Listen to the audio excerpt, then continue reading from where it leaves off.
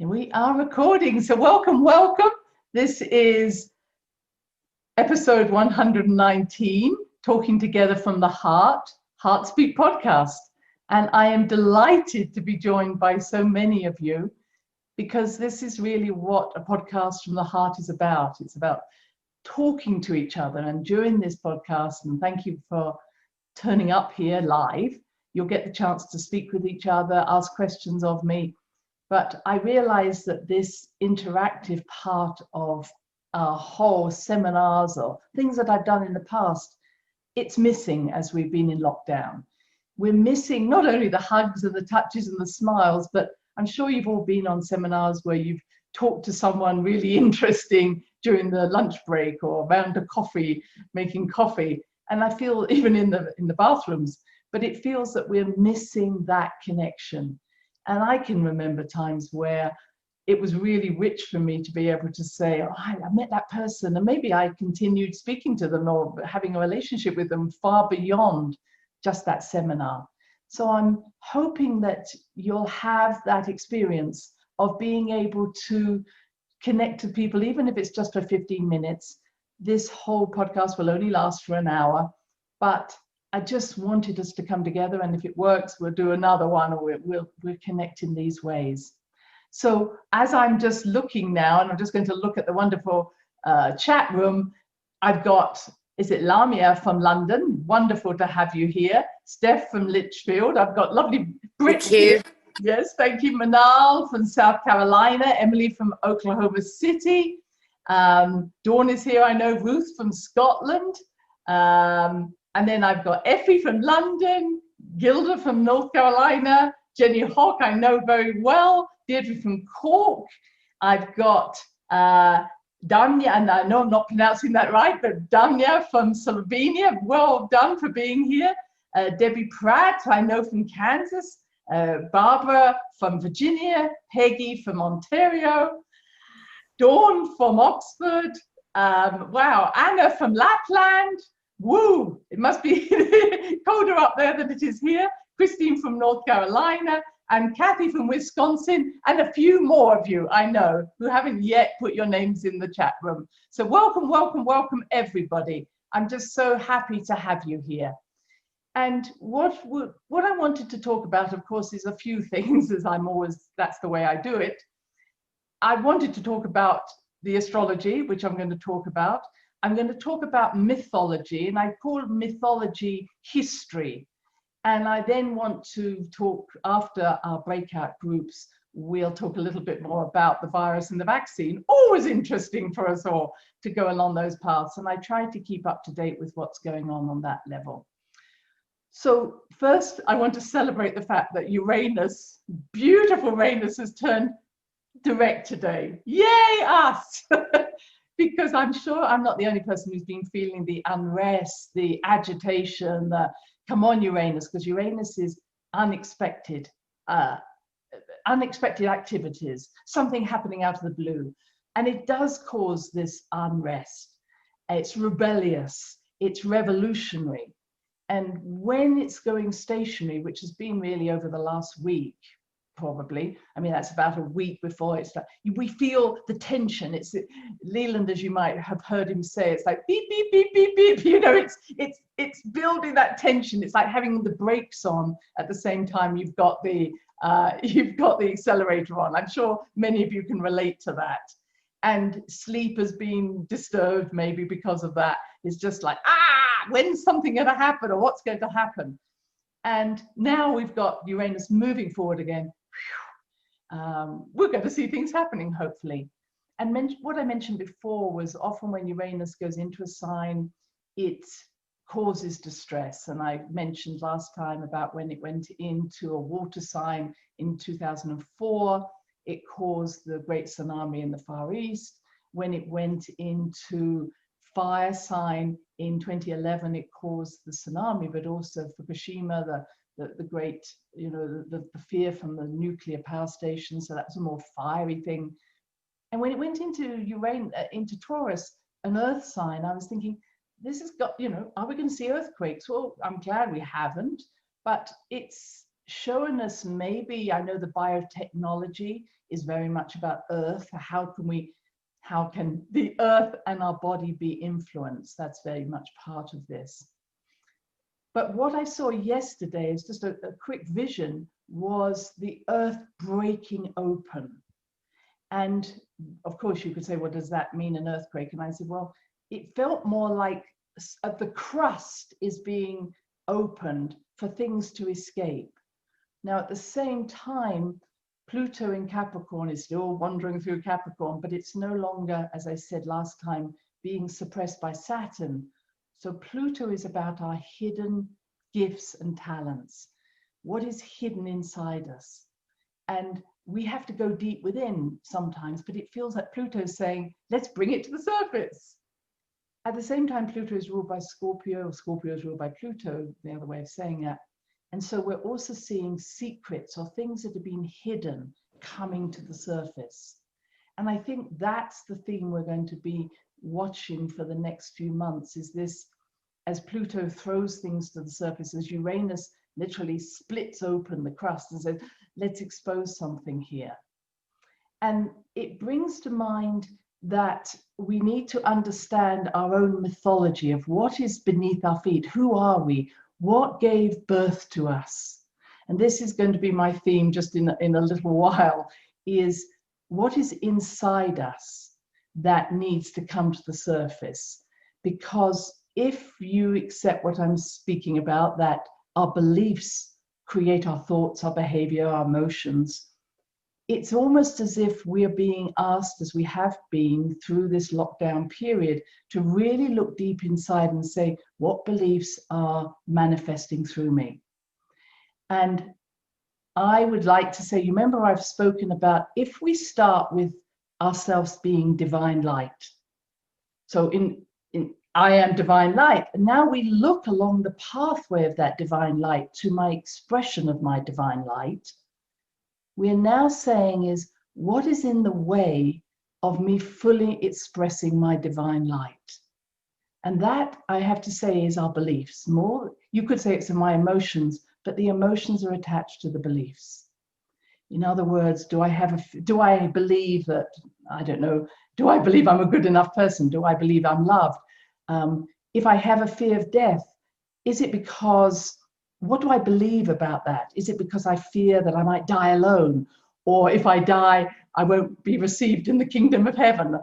You know, it's always like, what's the belief behind the emotion? What's really going on there? So if, as the beings of divine light, and again, I like to say it that way, we just say, I'm divine light, what's in my way? And it is likely to be beliefs, my friends. So what I feel Uranus is doing is breaking open the crust so that we can see what is stopping the divine light flowing through, what's stopping the light coming through us, what's stopping us connecting deeply with our universal self, our divine self, our galactic self. You've worked with me in these ways. And one little piece I want to put into that is the fact that Mother Earth, and we'll call her Gaia, is also like us, evolving into her perfect state. So if we are the cells of Mother Earth, we are literally her dream. She dreamed us alive. So if that's the case, then she also is coming from her own divine self and saying, what's in the way of me expressing myself fully? Now, before you all say, ah, and anybody who, please mute your, if you're not muted, please mute. If you really think that it's not about our physical self, it's not like she's saying, I'm going to get rid of all humans, because we're only seeing ourselves as this sort of physical form. What she's saying is, what is the beliefs of my humans that is not in alignment with my divine light? Aha.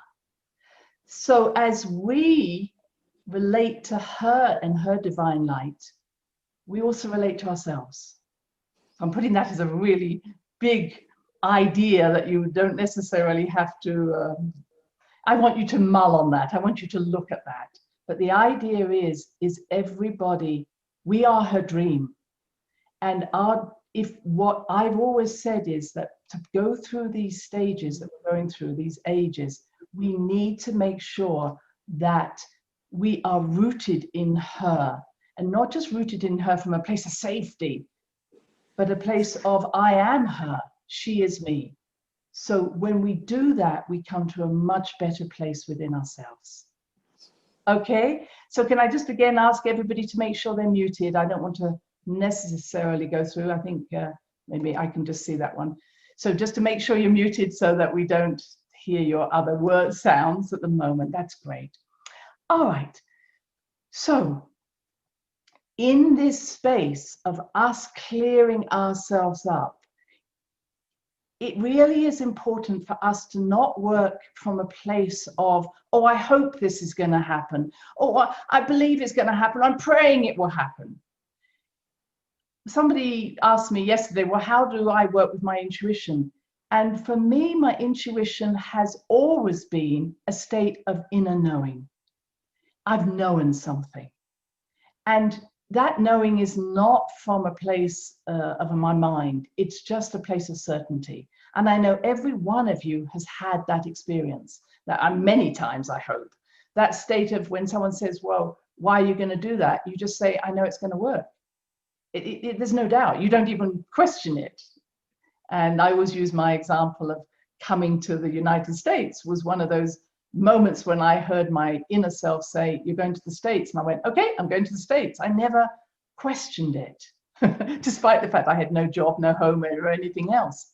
So those moments of knowing is what I want you to feel, because when we have that inner knowing, we're tapping into what we could call your higher mind, but we're also tapping into the mind of Gaia, the mind of the solar system, the mind of the galaxy. It's as if, and I've talked before about these portals, these doorways that go through the heart of the Great Mother, or the heart of the Earth, or the heart of the galaxy, or the heart of the Sun. So those states of knowing are not necessarily connected to our personal agenda. They're connected to a universal, I don't want to say collective because that makes it feel human. I want to say is when we have those knowingness, it's almost as if we can feel that ray of energy coming not just from, you know, where's Christine going to do, but how is Christine being influenced by Gaia's heart, by the sun's heart, by the galactic heart. All right.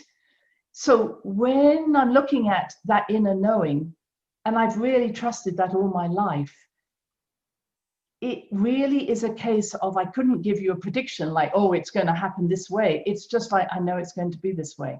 It's almost like I can show you what the potential is, but not the dates. That's the way I work. So when I talk to people who only talk about empathy or sensitivity or being psychic, I love all of that. I would consider myself psychic, intuitive, but I want us all to recognize, is my state of knowing coming from this non-attachment to the result? Is my state of knowing coming from a kind of non-emotional state? And I think we all know that. When we have those knowing states, it's just like, oh, there's no emotion attached to it. It's just like, of course that's going to happen.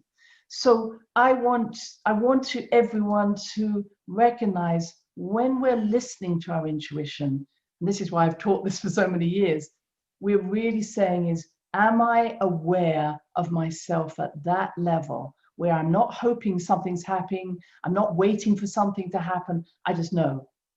And in that knowing, you're literally expressing it right away. It's literally, you're putting out the message, it's like, right, I'm ready to go. It might not come immediately, but you know that it's already moving, or the energy is coming for you to move in that flow.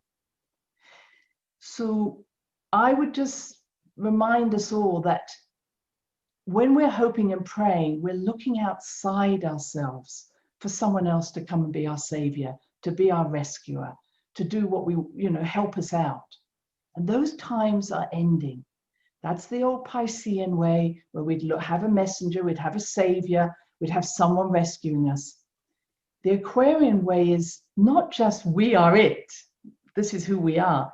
It's also this sense of we're not just it, we are literally in that ray of energy coming from the divine light or divine light, it's as if we are bringing with us our star people. We're bringing with us everything we belong to.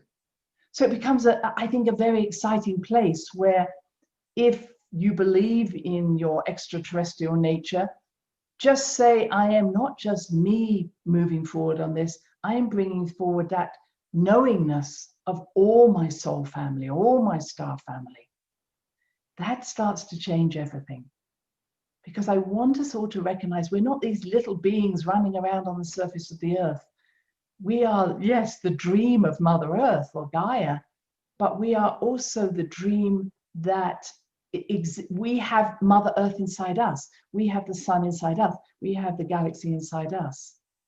So everything exists within us, and it's time to be empowered by that energy. And that's why I come back to Pluto and Pluto's ability to create, to bring into us those gems and those talents. It's about we are bringing in that power of Pluto to say, I am not just this victim who runs around. I am this person who actually is ready to bring and be empowered by the truth of who I am. All right? And so what I'm going to be sharing with you just in a little while, when I put you in your breakout groups, it's really about what is your mythology. And when I use the word mythology, I use that word of saying, what's the history that you are embodying? So it's what is your family history? What is your, I might say, what is your immediate family history, your birth family history? What is your ancestral history? It might not be the same. And again, I'm always encouraging us all to go back at least 3 generations of our family. What were their beliefs? Where did they come from?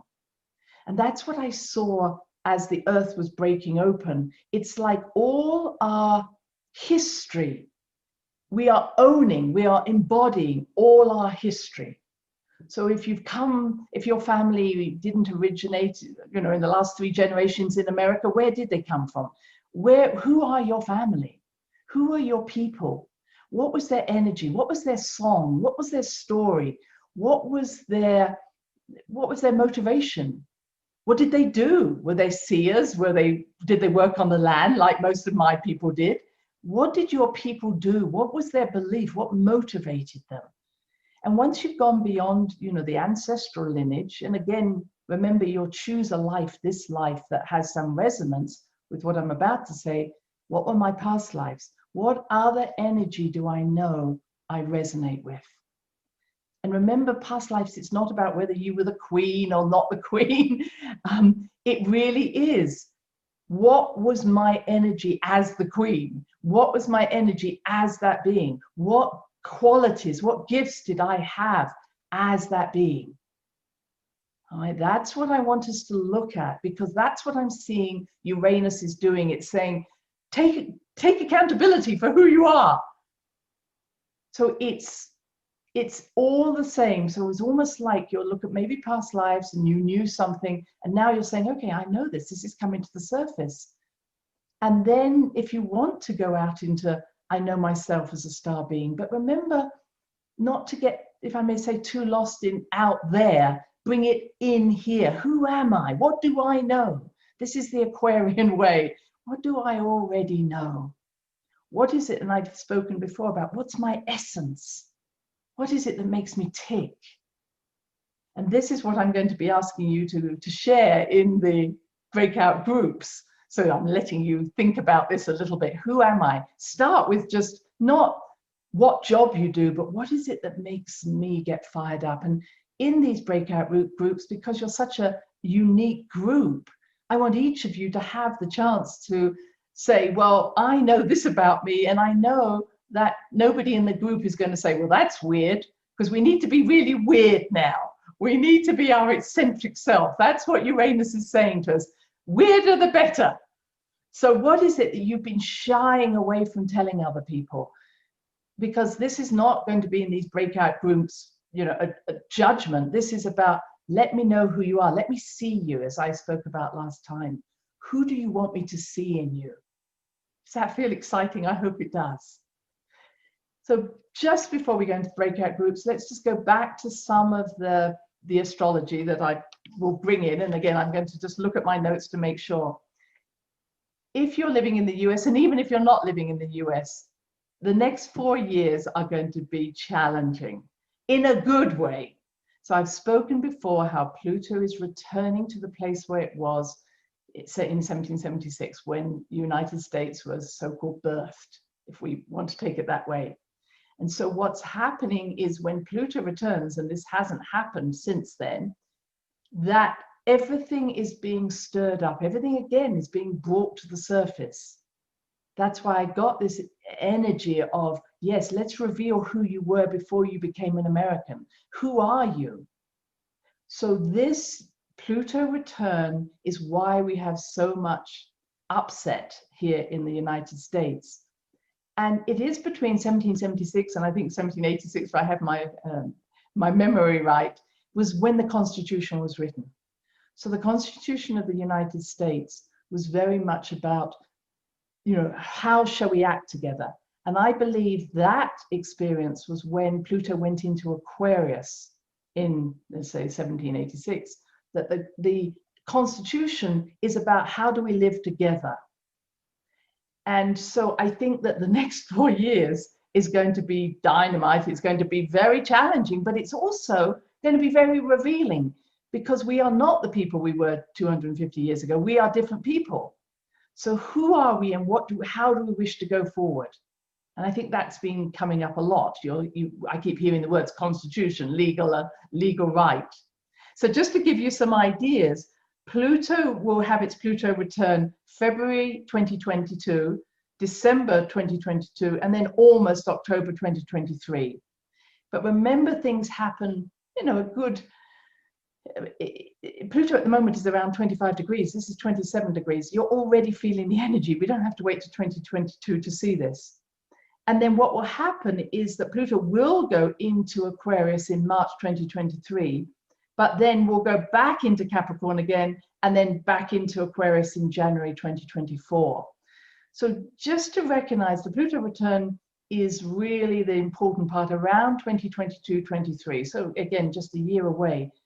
And I feel that this is like a rebirth, a renewing. That's what Pluto does. It's a transformational process. And it's really burning away what isn't needed anywhere more and putting into place what is.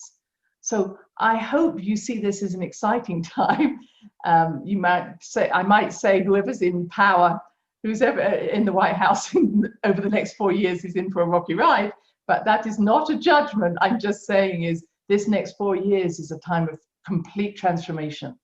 And I think that actually is quite exciting that is happening, because we all need to say, is what I believed in the past still working for me?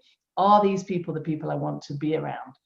And remember, and I was just looking back in this, that the majority of the people who signed the Declaration and set up the Constitution were Freemasons. So then you want to say, well, who are the Freemasons? And the Freemasons came from mainly the Knights Templar. So the Templars were around 10,000 AD onto about 12. I mean, there were pieces of them. But what did the Templars believed in? They were originally the people who were said to have found the treasures under the Solomon's Temple. But they had a bigger belief, interestingly, in John the Baptist and Mary Magdalene than they did in Jesus and Mother Mary. Again, just a piece of history there for you. But the Knights Templars became extremely wealthy, and they, I believe, became slightly corrupt because they became more powerful. They certainly took a lot of wealth, and then they got destroyed in about the 1300s. And that was where Friday the 13th came from. One of the ideas of Friday the 13th came from the day when they were killed. But I'm just saying is, if you want to go back, if again looking at history, where was the history of America? Where did the people come from? Many of them did come from Britain or from Europe, and they were seen as running away from the persecution of their religions. But on the other hand, they had very strict religions, and that wasn't necessarily acceptable by Britain. So I'm just sharing, we need to make sure we keep going back. This is not a time for cancel culture. This is not a time about let's get rid of our history, we don't need it. Actually, what I see is history is going to come to the surface more and more and more. And it's going to be helped, and again, let me just say this last piece, is between May 2020 and January 2022, the north node of the moon went into Gemini and the south node is in Sagittarius. Gemini is all about speaking, communication. Sagittarius is all about the truth. And I thought how interesting that the north node, what's going on at the moment is just how difficult it is to get information, how difficult it is to know what the truth is. And the north node is all about, where we're moving forward into. South node is where we're coming from. North node is about where am I individually developing. South node is where am I developing as a community. And I could imagine that we're going to see more community ways of finding the truth, not based on one person's truth, but more on an Aquarian way where we're all being allowed to tell our truth and be listened to. And it reminds me of the reconciliation trials or concepts that came out of South Africa. No blaming, gaining. Let's try and understand where everybody's coming from. That to me is our truth. And let's have free communication where everybody has a voice and is able to share that voice. And I thought it was interesting that it was around May of last year that we started to say, well, what is the truth about the virus? Up till then, we were like, okay, what do we need to do? Just tell me what I need to do. And then around May, we started to say, yeah, but I need more information. And interestingly, before the North and South node went into Sagittarius and Gemini, it was in Cancer and Capricorn. And Cancer and Capricorn are around, let me just take care of you, don't ask questions, you just trust me. So around May, we went from, hey, the mother-father energy saying, just trust me, we love you, to, hang on a minute, I need to ask questions. And I think this will go on, as I say, till January 2022. I think a lot around truth, communication. How do we have free communication? And how do we have more discussion, not just someone having an opinion and not having to back it up? So I think we're going to be searching into a much deeper way, because Sagittarius is so much about, let me get to the bottom of this truth. Let me just find out what's going on. So I hope that is giving you lots of food for thought. Now we're just at the 30 minutes.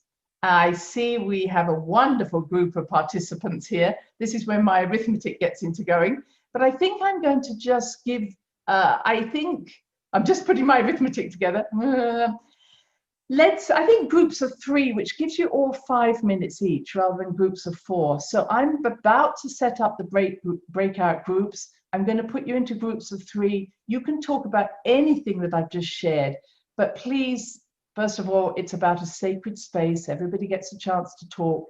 I would suggest someone looks at the 5 minutes. So 5 minutes each if you want, or you can take a lesser time and go around twice.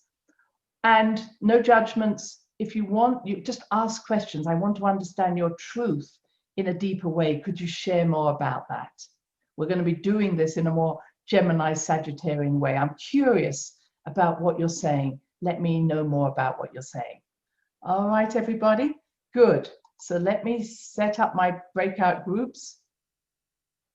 It's now asking me to set up my arithmetic at the same time. All right, we should be good on that.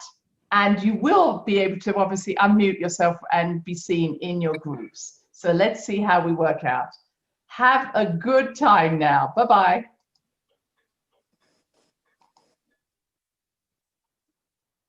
So I'm currently talking from Lebanon. And I came in July to Lebanon. I live between the UK and Lebanon. I'm currently in Lebanon. And I noticed some synchronicities with the astrology, but also something that came a little bit deeper. So in the July full moon, there could have been quite a lot of turbulence in the country. And yet on that day, which was an eclipse, I also I remember, they held a concert, a 1-hour concert in the ancient site of Baalbek. And the ancient site of Baalbek is like a megalithic site. It has Jupiter temple, Venus temple, Mercury temple, so it was really like a platform of like witnessing the universe and the sky. And that event over, that actual ceremony in it.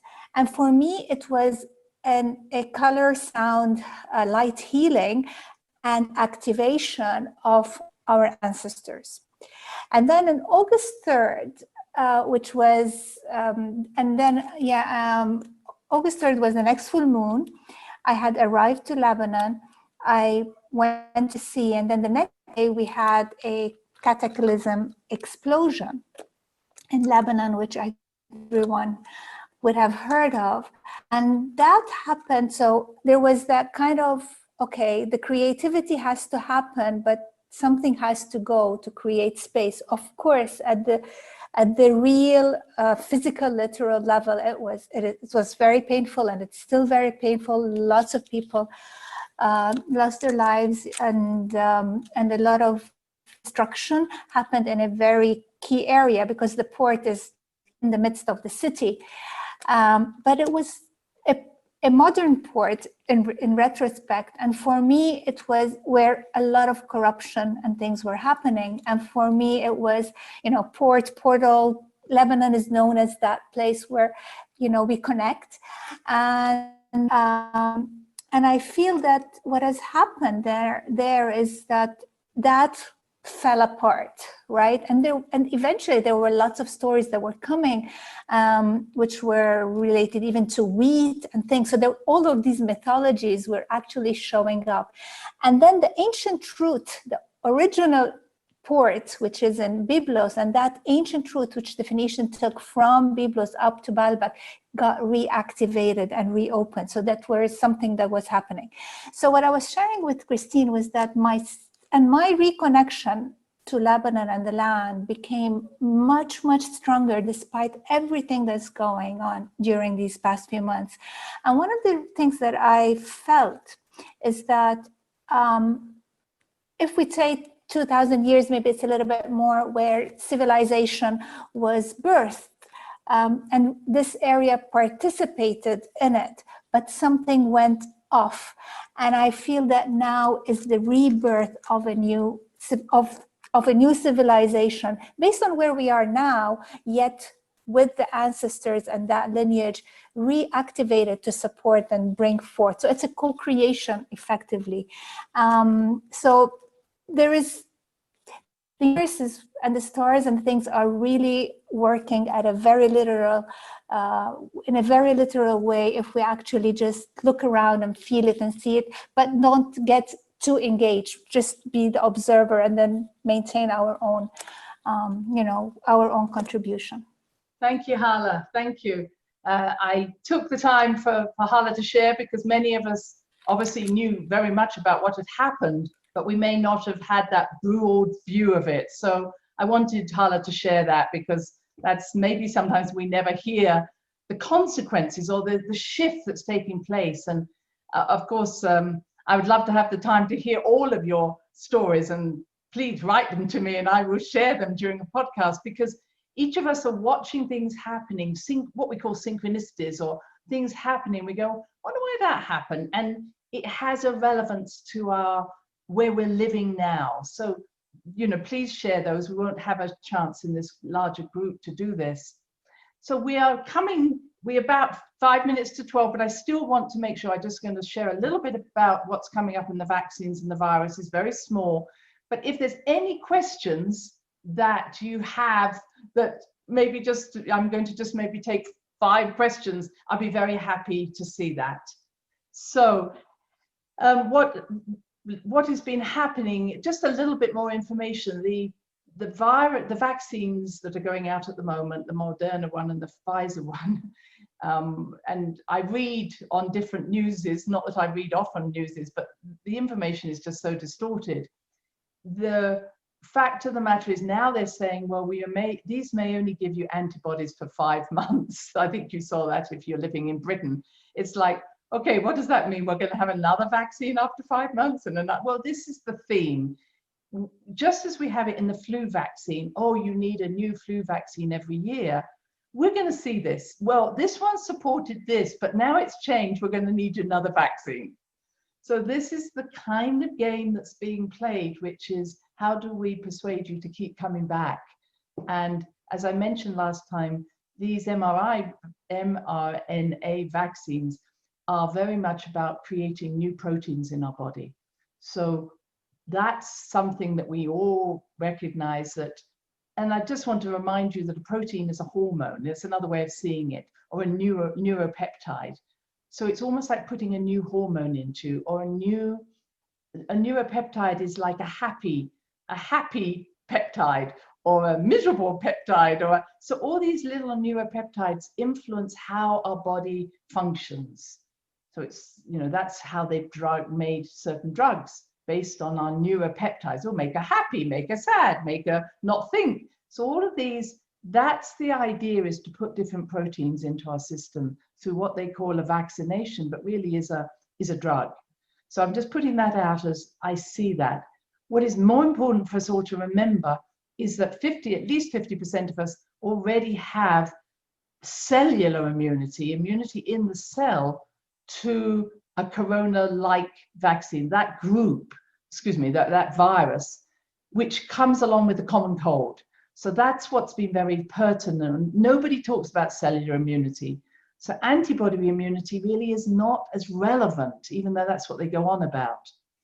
And antibody immunity based on what we call these antibodies that just go out and surround a virus and destroy that virus, that antibody dies because it picked up that virus and dies. The cellular immunity I see more like a queen bee. So if you think of bees, the worker bees sting someone and die, but the queen bee keeps stinging for what it's worth. So the cellular immunity is more like a queen bee.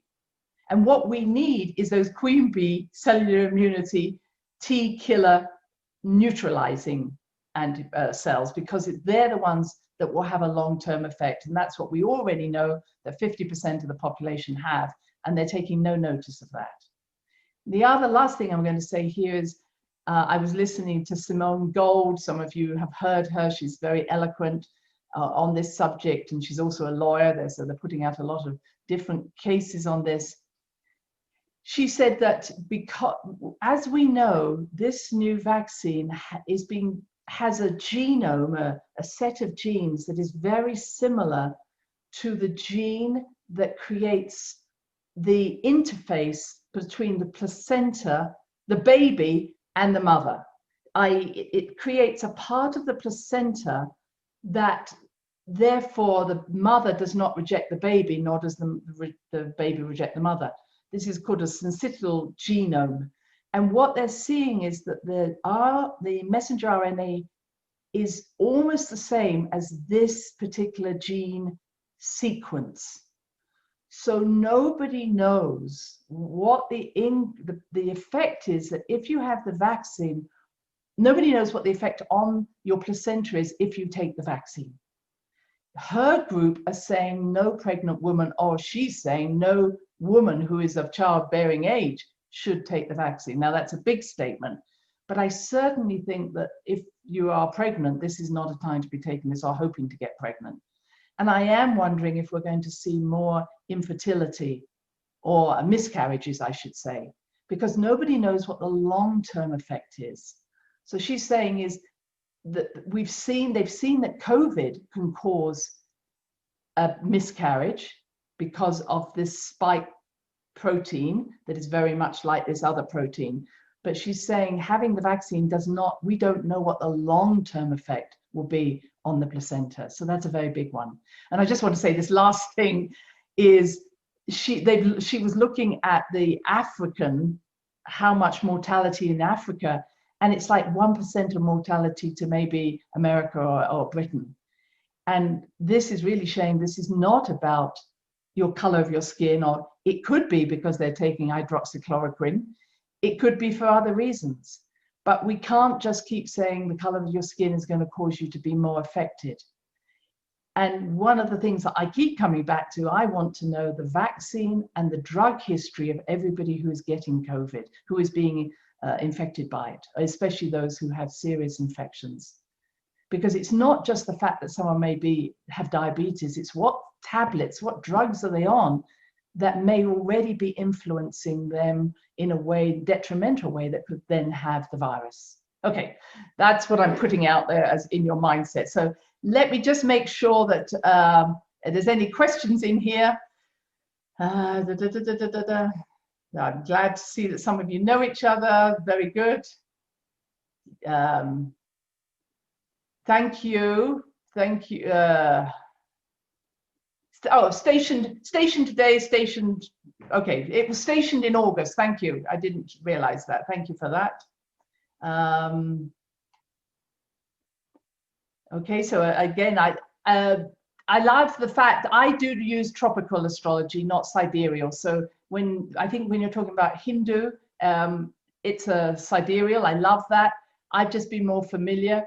When you use sidereal astrology, often it gives more predictions, but it does actually say different things. In other words, it may not say that I know that Mars may not as yet be in Taurus, so it's still in Aries. So there's a slight difference in what we talk about, but I think the outcome is often the same.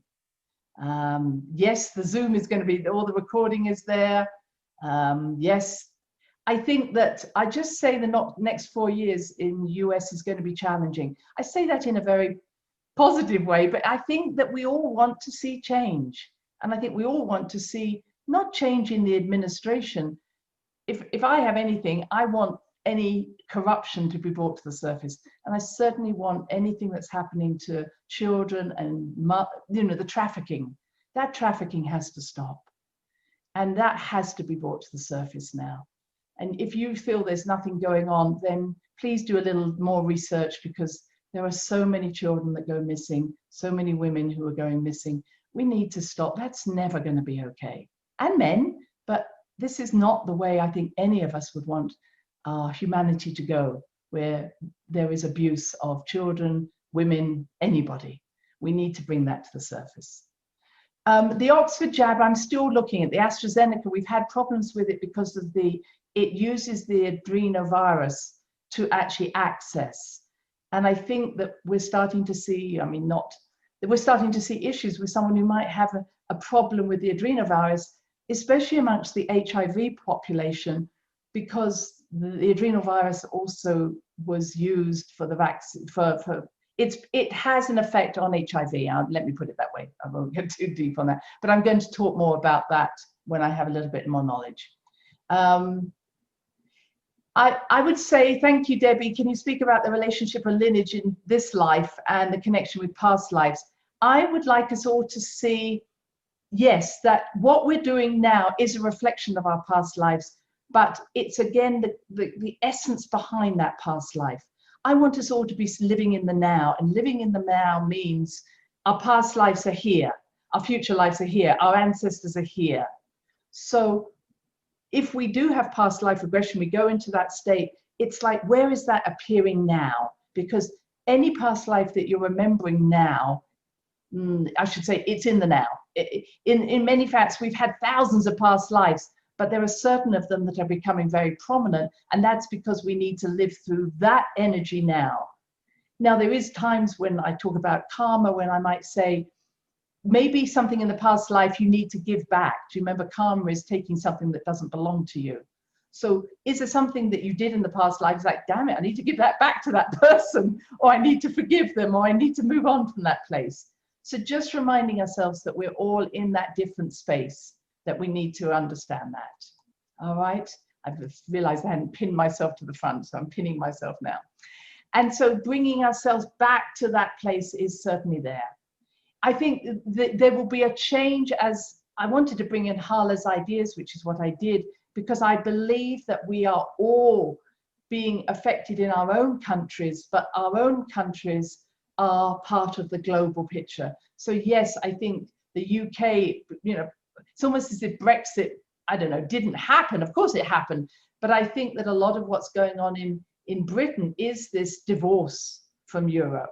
And I think a lot of what's happening, even where the new strain happened in the UK, we all got isolated.